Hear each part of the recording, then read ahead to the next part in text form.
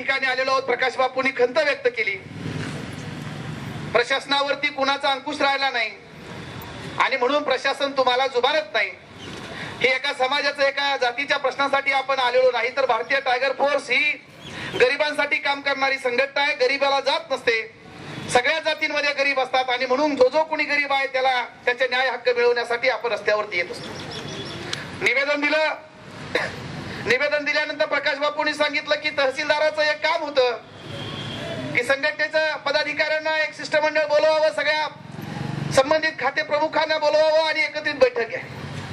तुम्हाला सगळ्यांना मी धन्यवाद देईल की तुम्ही तुमच्या खिशाला चाक लावून दिवसभराची रोजंदारी बुडून तुम्ही तुमच्या प्रश्नांच्या संदर्भामध्ये पाथर्डी तालुक्यातील प्रत्येक गावातनं 2-2 कार्यकर्ते या ठिकाणी आलेला. तुम्हाला कुणी गाड्या दिल्या नाहीत, तुम्हाला कुणी जेवणाची व्यवस्था केलेली नाही, ती संस्कृती आमच्याकडे नाही.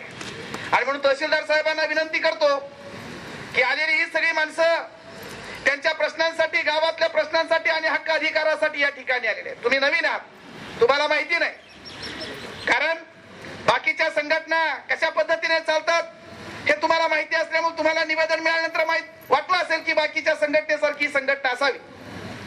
पण साहेब तुम्ही नवीन आहात आणि म्हणून आजच्या मोर्चाचं नावच असं आहे की इशारा मोर्चा आहे.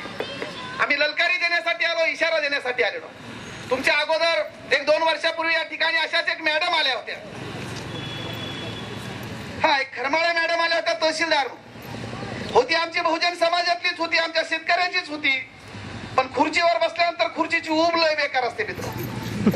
त्याची ऊब इतकी मस्ती भयानक असते की खुर्चीवर बसल्यानंतर ते जात विसरतय, ते घर विसरतय, ते कोणत्या जातीत आलं ते विसरून जातंय आणि मग मस्ती येते. दारात शिपाई उभा असतो, बेल वाजली की 4-4 शिपाई ह्या दारातून त्या दारातून पळत येत असतात. जिल्हा परिषद सदस्य, पंचायत समिती सदस्य, मी सुरुवातीला विचारलं की काय भानगड, म्हणे मॅडम फार खतरनाक आहेत, मॅडम आतमध्ये कुणालाच येऊ देत नाही. बाहेर बोर्ड लावला परवानगी शिवाय येऊ नका. बऱ्याच अधिकाऱ्यांनी लावलाय, त्यांच्या बापाची प्रॉपर्टी आहे जशी, परवानगी शिवाय येऊ नका. चिठ्ठी द्या मग आतमध्ये या. अरे दरवाजा सताड खुला असला पाहिजे तुमचा. जनतेच्या प्रश्नासाठी तुम्ही बसलात, बाबासाहेबांच्या राज्यघटनेनुसार तुम्ही जनतेचे सेवक आहात, तुम्ही तिथे बसले आहात. दारामध्ये खेड्यापाड्यातून टोपीवाला, धोत्रावाला, फेट्यावाला, आमचा आलेला कोपरीवाला माणूस हा मालक आहे या देशाचा आणि त्याच्याच घामात आणि कष्टात तुमचा पगार मिळतो तुम्हाला. तो आल्यानंतर त्याला सन्मानाने तुम्ही आज घेतलं पाहिजे, त्याला बसवलं पाहिजे, त्याच्या प्रश्नांची आस्थेने चौकशी केली पाहिजे. तर त्या मॅडम थैथाट करायच्या, कुणालाच आत येऊ देत नसेल.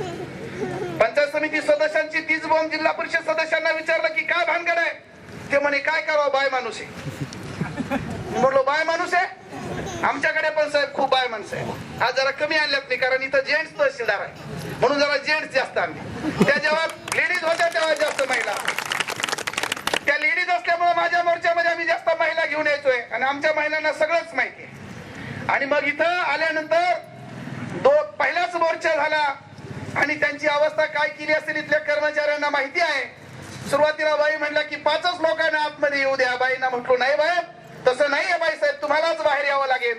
आणि मग एक अर्ध्या तासाने बाईसाहेब बाहेर आल्या, लोकांबरोबर चर्चा करायला लागल्या, आमच्यावर बोलायला लागल्या आणि तेव्हापासून ती पद्धत त्यांनी मोडीत काढली. साहेब तुम्ही नवीन आहात, आम्हाला विनंती आहे की मोर्चाचं कुठल्याही संघटनेचं निवेदन आलं तर त्यांना बोलून घ्या. 1 दिवसाची रोजंदारी त्याची बुडणार नाही. खेड्यापाड्यातून आलेली माणसं आहेत, माणसं त्रागलेली आहेत, कुणी विचारत नाही. प्रकाश बापूंनी, तात्यासाहेब मानेनी, गाडे सरांनी सांगितलं की कुठे गेले ते पुढारी आमच्या प्रश्नांच्या संदर्भामध्ये. पिंपळगाव टप्प्यासारखे गाव आहे, 2-2 वर्ष झालेत, अर्धवट घरकुल आहेत. विचारलं मी परवा त्या लोकांना, कार्यकर्त्यांना, काय झालंय, का घरकुलाचे चेक निघत नाही, तर त्यांनी सांगितलं त्या पंचायत समितीमध्ये चेक काढायला 5-5 हजार रुपये मागतात. आमचा एक कार्यकर्ता आता संजय गांधी निराधार योजनेकडे काल परवा एका कारकुनाकडे गेला होता, तर त्याला दम दिला, ऑफिसच्या बाहेर होय नाही तर 353 दाखल करेल. 353 म्हणजे शासकीय कामामध्ये अडथळा. सुरेश भागवतांनी सांगितलं होतं की आम्ही तोडल्याशिवाय राहणार नाही. तोडण्याची संस्कृती बाबासाहेबांच्या घटनेमध्ये नाहीये. तोडण्याऐवजी एक शब्द वेगळा बदला, तोडणा शब्द काढून टाका. असा कुणी एखादा अधिकारी असेल तर त्याच्या पेकाटात लाथ घाल्यानंतर आम्हाला फोन करा की पेकाटात लाथ घाल. तसा फोन करू नका. 353 दाखल करू म्हणे कार्यकर्त्याला सांगितलं. कदाचित त्या कर्मचाऱ्याला माहित नसेल की 353च्या पुढे आणखीन एक कलम आहे आणि त्या कलमाचं नाव आहे 354 कलम. एपीआय साहेब या ठिकाणी बसलेले आहेत. काल परवा दिल्लीची घटना घडली आणि नवीन एक स्त्रीच्या बाबतीत कायदा आलेला. पोलीस स्टेशन मध्ये पोलीस अधिकाऱ्याच्या समोर जाऊन बसायचंय आणि सांगायचंय. पहिलं वाक्य ते शेवटचं वाक्य त्या पोलीस ठाणे अंमलदारांनी विचारायचं सुद्धा नाही. असं काय म्हणते ते. ती बाई जर म्हटली की ह्या साहेबांनी तहसीलदार साहेबांनी मला डोळा मारला, तशीच फिर्याद घ्यावी लागते. तुमच्या माहितीसाठी सांगतोय मी. नाही तर आता पीआय साहेब पण आहे. पीआय साहेबांनी म्हणायचंच नाही, प्रूव्ह करायचंच नाही. बाई म्हणते ना डोळा मारला तर फिर्यादच लिहून घ्यायची. बाई म्हणते ना त्याने वाईट नजरेनं पाहिलं, फिर्यादच लिहून घ्यायची. तुमच्याकडे 353 असतील तर साहेब आमच्याकडे 354 वाल्या पण आमच्या आया बहिणी आहेत. आम्ही तयार केले. तुम्ही या घमेंडीमध्ये तुम्ही या घमेंडीमध्ये राहू नका. 353 जे कलम आहे ते आमच्या इतक्या अंगवळणी पडलेलं आहे.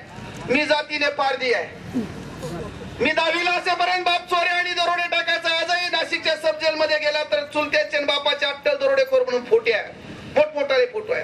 तुमच्या 353 मुळे मी जर लोकांच्या प्रश्नासाठी आमचे कार्यकर्ते जर जेलमध्ये गेले तर शर्मेची बाब नाही. आमची छाती उंचावणार आहे लोकांच्या प्रश्नासाठी. पण दादा हो, तुम्हाला रस्त्यामध्ये फिरू देणार नाही. ह्या कार्यालयाच्या बाहेर जर आला तर गाठ आमच्याशी आहे. पारध्यांची पोरं आमच्यात बसली, भिलांची पोरं आमच्यात बसली, वजऱ्यांची पोरं बसली, लबानांची पोरं बसली. कोण धक्का मारी आणि कोण पेकाटातला घाली स्टँड वरती कळणार सुद्धा नाही तुम्हाला. कोण याला धपा मारून गेलं. गरीब माणसांशी प्रतारणा करू नका. श्रीमंत माणसं, गावगुंड माणसं, पुढारी माणसं तुमच्या नादाला जाणार नाही. कारण त्यांना टक्केवारीत त्यांची कामं करून घ्यायची आहेत, चुकीची कामं करून घ्यायची आहेत. ती माणसं तुमच्या वाटाला जाणार नाही. पण अण्णाभाऊने सांगितलं की पोटातली आग जर मस्तकामध्ये गेली तर क्रांती होत असते.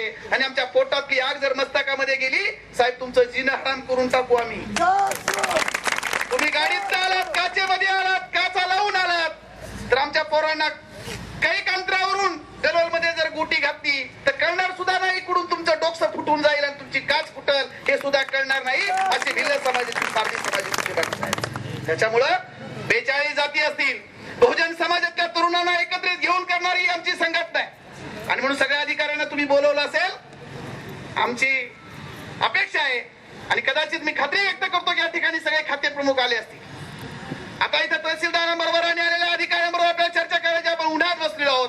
त्या अधिकाऱ्यांबरोबर चर्चा करूया. आणि त्याच्यानंतर आणखीन एक मॅडम साहेब आपल्या भागात आलेल्या आहेत प्रांत म्हणून. त्या पण म्हणे कुणाला भेटू देत नाही. त्या आम्ही पाहिल्या नाही. काय आहेत की गोऱ्या आहेत, चपट्या आहेत की डाकट्या आहेत, कशा आहेत मला माहित नाही. जरा इथला मोर्चा झाल्यानंतर आपल्याला सगळ्यांना त्या प्रांत मॅडमला भेटायला जायचंय. कशा आहेत जरा बघूया आपण. त्या भेटत नाही. 2-2 महिने दाखल्यांवरती सह्या करायला वेळ नाही त्यांना. कुठे वेळ जातोय हेच आम्हाला कळत नाही. बसा की जरा ऑफिस मध्ये, बाहेर ड्युट्यांना जातात, स्वस्त धान्य दुकान तपासायला. पाकिट मिळतं ना म्हणून कायम मॅडम दौऱ्यावर असतात. ऑफिस मध्येच बसत नाही. वाळूची गाडी पकडायला जाते, पाकिट भेटतं ना. आणि म्हणून आम्ही चोर नाहीत. इथल्या पीआयला सांगेल मी, पीआय साहेबांचं एक तक्रार आलेली आहे. आमच्या एका कार्यकर्त्याला सांगितलं की तुमच्या समाजातले, पारधी समाजातले चोऱ्या करणाऱ्या पकडून दे. आता जर आमच्या कार्यकर्त्यांनी पकडून दिले तर तू काय करतोय? खाती कपडे घालून पगार घेतो की नाही? गाडी आहे की नाही? तुला जा की रात्र बंदोबस्तावर जा की पकडून आण ना. त्यांच्यामध्ये मारामारी आणि खून खराबे करायला लावलेत का? करायला लावायचेत का? आणि म्हणून साहेब तुम्हाला विनंती आहे की आमच्या कार्यकर्त्यांना या ठिकाणी भिल्ल समाजातल्या, पारधी समाजातल्या कार्यकर्त्यांनी चोऱ्या सोडून दिल्या. सन्मानानं जगतात ती माणसं. विनाकारण त्यांना तकलीफ देऊ नका. आणि काही न करता जर त्यांना तकलीफ दिली, तुम्ही काही न करता जर खोटे गुन्हे दाखल केले साहेब तर तुम्हाला आम्ही म्हणजे निवांतपणे झोप येऊ देणार नाही. कारण मग आम्हाला पुन्हा त्या गोष्टी करायला लावू नका. ही या मोर्चाच्या निमित्ताने विनंती करायची आहे. अनेक गावचे प्रश्न आहेत. आम्ही ही संतांची भूमी आहे. संतांचे विचार आमच्या अंगी बाळगतोय. आम्ही महापुरुषांचे विचार अंगी बाळगतोय. आम्ही महापुरुषांचे नाव घेतोय, फुलेंचं नाव घेतोय, शिवरायांचं नाव घेतोय. पुढाऱ्यांनी सांगितलं आता कुणी की कुठे गेलेत पुढारी? घरकुल अर्धवट आहे. संजय गांधी निराधार योजनेची कमिटीच नाही. आमदार म्हणी यांच्या पक्षाचे आहेत, कमिटी नाही, प्रकरण होत नाही. विधवा बायांना 2-2, 4-4 वर्ष त्यांना त्यांचे डोल मिळत नाही. काय करतात पुढारी? मत मागायला तर मात्र घरोघरी फिरतात. 4 वर्षाचा पोरगा मत मागायला, बायको मत मागायला, पुत्या मत मागायला, भाऊजाई मत मागायला. कुठे गेलेत काका, बाबा, आप्पा, भाऊ कुठे गेलेत? काय येत नाही गरीबांच्या प्रश्नासाठी. निवडणूक आली की दलित वस्त्या आठवत्या, निवडणूक आली की बहुजन समाज आठवतोय. कुठे गेले देशी गाड्यामध्ये फिरणारे हे सगळे पुढारी. आणि म्हणून मित्र, ते फक्त मताचा जोगवा मागायला आमच्या आमच्यापर्यंत येत असतात. आणि म्हणून अधिक न बोलता या पुढाऱ्यांची जागा त्यांच्या दाबाला दाखवायची असेल तर निवडणुकीच्या निमित्ताने दाखवायच लागणार आहे. आम्ही सगळेच गाडे सर असतील, पप्पू शेठ बोर्डे असतील, प्रकाश बापू असतील, आम्ही सगळेजण तरुणांमध्ये बहुजन समाजामध्ये जाऊन जागृती करत आहोत. आणि म्हणून येणाऱ्या काळामध्ये एखादा निवडणुकीला उभा राहणारा जो काही पुढारी आहे त्याला पाटील म्हणतोय आपण, तो कोणत्याही जातीचा असू द्या, तो म्हणत असतो, एक म्हण असते बघा, तो गावात आलेला म्हणत असतो, का अप्पाराव काय चाललंय, कसं आहे आमचं गरीब म्हातारं 70-75 वर्षाचं आणि हे पोरग 25 वर्षाचं, आणि ते आमच्या 75 वर्षाच्या म्हाताऱ्याला म्हणतोय का रे अप्पा काय चाललंय. म्हणजे याचं वय त्याच्या नातवासारखं. पण मस्ती असते ना, संपत्तीची मस्ती, सत्तेची मस्ती, आणि मग 75 वर्षाच्या आजोबा सारख्याच्या वयाच्या माणसाला एकेरीवर बोलतोय. आणि आमचा आप्पा सुद्धा काय म्हणतोय, काय पाटील तुम्ही म्हणाल तसं. ते म्हणतोय कसं, आम्ही म्हणतोय नाही पाटील तुम्ही म्हणाल तसं आहे. मित्र आता तसं नाही, आता तसं म्हणायचं नाही. आता त्याला म्हणायचंय की तू म्हणन तसं नाही. तर मतपेटी जवळ गेल्यानंतर बटन दाबताना आपण म्हणायचं नाही पाटील तू म्हणन तसं नाही, मी म्हणन तसं, आणि बटन दाबायचं त्याला हातात. ही लढाई दोन प्रकारची आहे. पुढाऱ्यांच्या विरोधातली आपली लढाई आहे, नोकरशाहीच्या विरोधातली लढाई आहे. आणि म्हणून शांत बसून जमणार नाही. भविष्य काळामध्ये जागृतीचा विस्तार कायम ठेवावा लागणार आहे. म्हणून तुकोबारायाने एका ठिकाणी सांगितलंय की बहुजन समाजाने कसं वागलं पाहिजे. तुकोबाराय एका ठिकाणी म्हणतात की मऊ मेणाहून आम्ही विष्णुदास, मऊ मेणाहून आम्ही विष्णुदास कठीण वज्रास भेदू असे. मऊ मेणाहून आम्ही विष्णुदास कठीण वज्रास भेदू असे, भले तरी देऊ कासेची लंगोटी नाठाळाच्या काठी हानू माथे. म्हणजे काय, आम्ही इतके मऊ आहोत की मऊ त्या मेणापेक्षाही मऊ आहोत. पण वेळ प्रसंग पडला इतकं कठीण झाला पाहिजे की दगड सुद्धा फुटण्याची वृत्ती आमच्यामध्ये असली पाहिजे. आम्ही इतके दयाळू आहोत, इतके मायाळू आहोत की आमच्या अंगावरची कापडा घालून देऊ अंगावरती दुसऱ्यांच्या. पण वेळ पडली तर जो आमची पिळवणूक करतो, जो छेवणूक करतो, त्याच्या डोक्यामध्ये काठीचा सोटा हाणल्याशिवाय राहणार नाही. ही शिकवण जगद्गुरू तुकोबारायांची आहे. ही भूमिका आम्हाला घ्यावी लागणार आहे. आम्ही बहुजन समाजातली माणसं आहोत. आणि म्हणून तुम्हाला सगळ्यांना मनापासून धन्यवाद देईन. तहसीलदार साहेबांनाही सांगतो आमचा कार्यक्रम 26 तारीख आज आहे. हा इशारा मोर्चा आहे. 1 महिना देतोय, 15 दिवस झाले निवेदन देऊन. त्याची उत्तरं द्या, काय केलंय तुम्ही ते. सगळ्या खाते प्रमुखांना बोलवा. आणखीन 1 महिन्याने बरोबर 26 जुलैला, आज 26 जून, 26 जुलैला जो काय वार असेल तो रविवार असेल तर बदलून त्या 26 जुलैला पुन्हा एकदा आपण पाथर्डीच्या डॉक्टर बाबासाहेब आंबेडकरांच्या स्मारकामध्ये जमणार आहोत. आणि पुन्हा तिथून निघणार आहोत 50-50 जणांची टोळी करून. 50-50 जणांची टोळी करणार. आपली नीतीच तशी असणार आहे.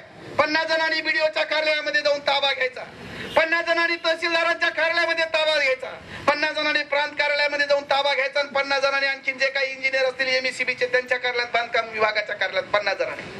बाहेर बसायचं नाही. आज उन्हात बसलोय, इशारा मोर्चा म्हणून सांगतोय आम्ही उन्हात, तुम्ही सावलीत. पुढचं आंदोलन उन्हात नसताना आहे. तुमच्या केबिन मध्ये, तुम्ही एसी मध्ये, आम्ही एसी मध्ये. तुम्ही फॅन खाली, आम्ही फॅन खाली. आम्ही उपासी, तुम्ही उपासी. लघवीला देखील बाहेर पडू द्यायचं नाही, अधिकार नाही. भूमिका भविष्य काळामध्ये आम्हाला अंत बघू नका आता. कारण जनता या देशामध्ये सुप्रीम आहे, हे गट्टीने सांगितलेलं आहे. सार्वभौमत स्वीकारलेलं आम्ही. जनता सुप्रीम आहे. आणि म्हणून जनता मालक आहेत. आम्हाला मालकासारखं वागावं लागणार आहे. आणि म्हणून भविष्य काळामध्ये मित्र व्हिडिओ जर भेटत नसेल तर डायरेक्ट जा, दरवाजा उघडा. तहसीलदार भेटत नसतील तर डायरेक्ट जाऊन भेटा. भेटत नसतील तर आमच्या पुढे बेता सांगा. महिन्यातनं 1 दिवस तर आपण जमणारच आहोत ना. 26 जुलैला जमणार आहोत. कोण कर्मचारी, काय नाव घेतलं आता त्या पंचायत समिती मधल्या त्या कर्मचाऱ्याचं, असे कर्मचारी नंतर असं जो काही कर्मचारी आहे त्याची यादी करा. तुम्हाला जो वेगळी वागणूक देतो 26 जुलैला येऊन त्याची नावं सांगा. एका कार्यक्रम कायदा आणि सुव्यवस्था राखून आपण करू. कायदा राखण्याची भूज आम्हाला आहे. डॉक्टर बाबासाहेब आंबेडकरांनी कायदा दिलेला आहे. मग आधी बोलणार नाही, आपण उन्हात आहोत. पुढचं आंदोलन वेगळ्या प्रकारचं असणार आहे. आणि म्हणून जे काही निवेदन दिलं होतं त्याच्या प्रश्नाच्या संदर्भामध्ये त्या अधिकाऱ्यांनी काय भूमिका घेतलेली आहे हे विचारूया आपण. मित्र, या ठिकाणी डॉक्टर बाबासाहेब आंबेडकरांचा पुतळा, उघड्यावरती पुतळा आहे. त्याच्या शेजारी पुन्हा एक आमदार स्मारक झालेलं आहे. पुतळा उघडा असल्यामुळे जवळून अवैध वाहतुकीच्या गाड्या जातात.